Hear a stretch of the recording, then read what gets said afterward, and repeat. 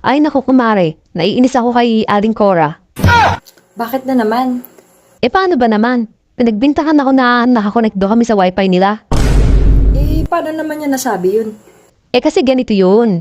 Nakita niya kasi yung anak ko na nakatambay sa harapan ng bahay nila. Di kinompronta niya yung anak ko na nakakonect daw sa wifi.